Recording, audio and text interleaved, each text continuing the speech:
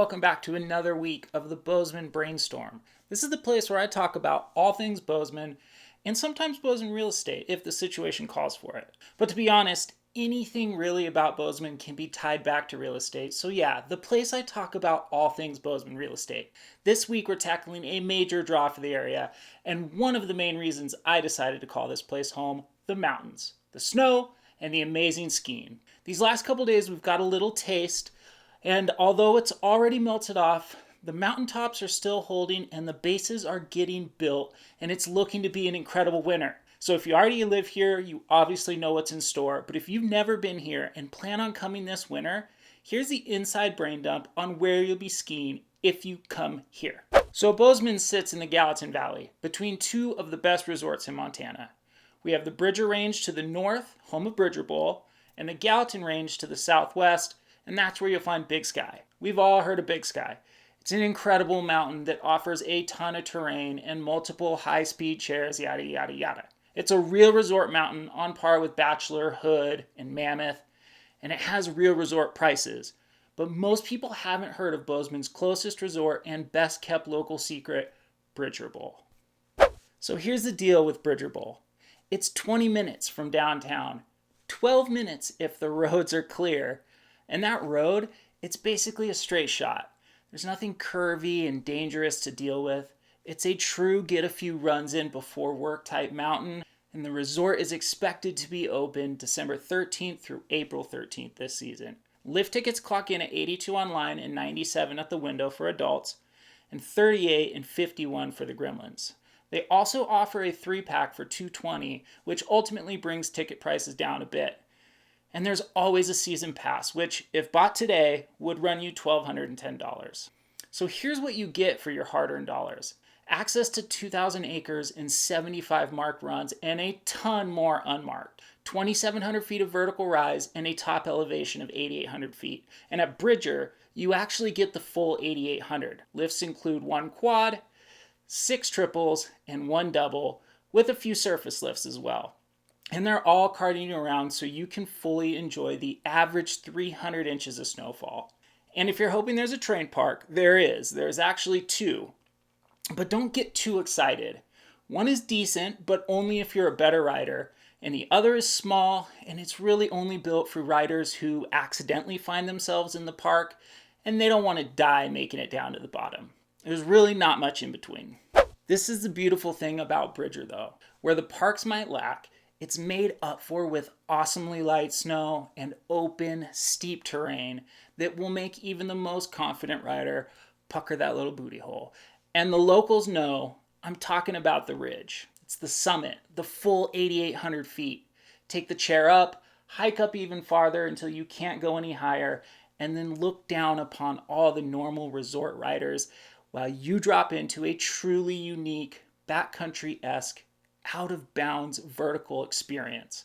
I'll see if I can throw up a picture so that you can fully understand what I'm talking about, but this is real skiing, and the weary need not apply. You will need a transponder, a beacon, and a willingness to hike, but when you make it to the top, it'll all be worth it. And the best part is, once you conquer the chutes on the ridge, you dump right into Bridger's South Bowl and you finish the regular run to the bottom. And the thing about Bridger's regular marked runs is they're also awesome. There's so many tree lines filled with deep pockets of powder, and they all connect. So traversing the entire mountain, it's doable even on a snowboard. Do you guys like carving lines rather than wading in them? This is the mountain for you. The lift lines are almost never crowded, and the chairs are decently fast. This is the type of place you can really get some laps in. And the amenities are good. There's 2 mid-mountain lodges as well as a main lodge at the base. And the food that they put out is pretty damn good too.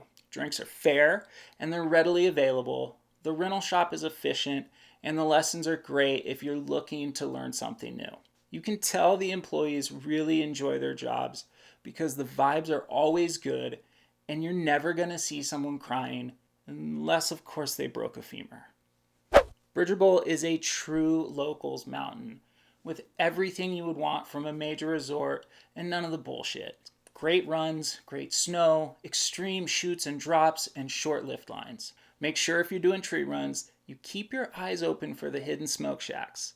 They're hand-built hideouts spread out across the resort, and they make a great place to sneak away and relax those legs and maybe fire up those lungs. I can't say enough good things about Bridger Bowl, and it's still my number one choice of places to ride around Bozeman.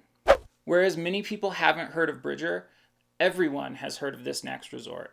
It's the type of mountain you go to when you've grown tired of Bridger and you want something with more options and true mega resort amenities. It's included on the Icon Pass and is tied for the most rideable terrain in the United States.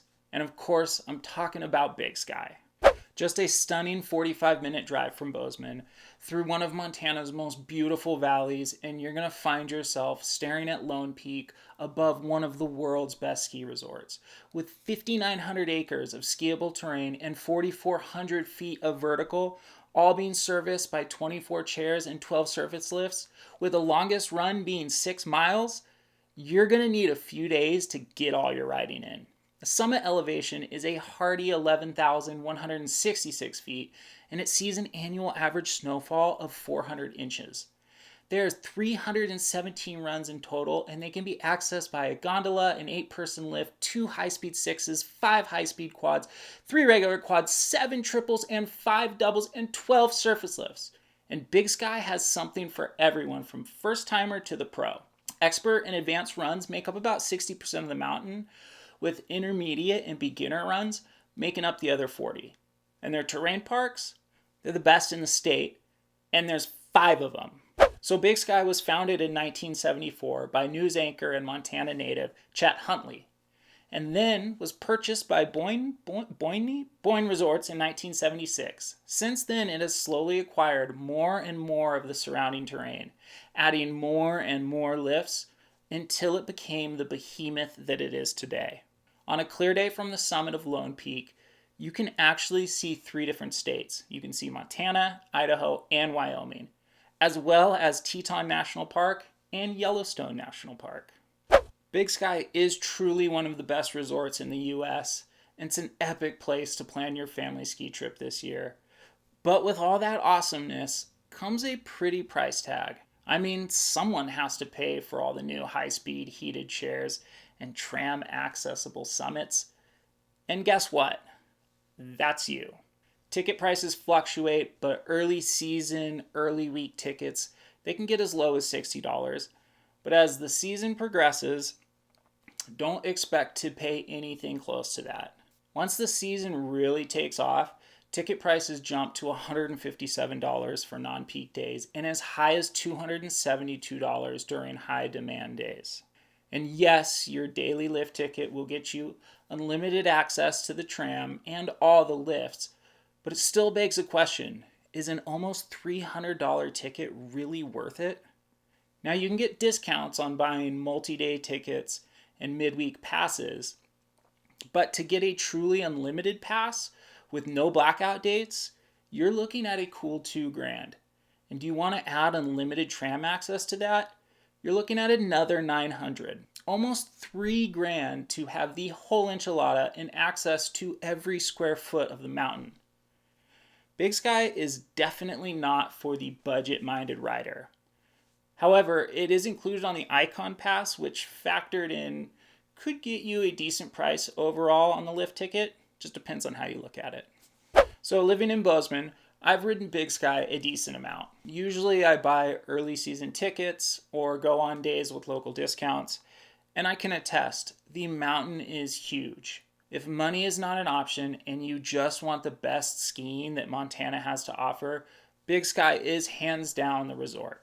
And I grew up riding Mammoth Mountain, which is an incredible mountain and offers so much, and it pains me to say it because I truly love Mammoth, but Big Sky has more. And that's what makes Bozeman such a cool place to plan your next ski trip. You have options.